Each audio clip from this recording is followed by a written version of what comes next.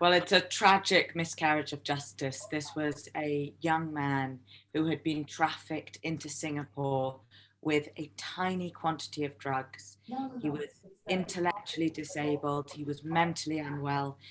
There are arguments that he didn't even know that he was due to be executed. His last words that we heard were crying out for his mother. Really, what good did this execution do? It really was a tragedy. Well, what's been really striking about this execution and the lead up to it is the unprecedented support that Nagaenthran received from the public in Singapore and also in Malaysia, in his home country. It wasn't just support that was for him advocating against his execution, but it was against the death penalty writ large. So I think what we're seeing is an example of why the death penalty is wrong and a growing support for abolition of the death penalty. And this case exemplifies that movement in Singapore.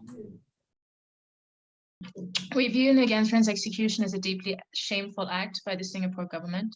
Nagaenthran was ruthlessly executed despite protests from Singaporeans, Malaysians, and an outcry from around the world. Nagaenthran's execution reveals the deep flaws of the death penalty in Singapore and the cruelty of its continued use. He was executed after he was sentenced to the mandatory death penalty and amid concerns about his mental health state, and despite having a diagnosed intellectual disability. This is all in violation of international law and standards.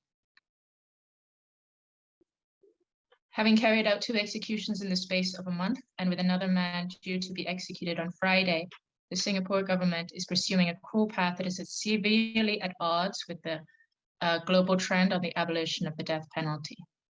There's no evidence to back up the government's claim that the death penalty is the answer and solution to drug-related problems in the country. We call on the Singapore authorities to immediately stop this wave of executions and urgently review legislation on the use of the death penalty with a view towards its abolition.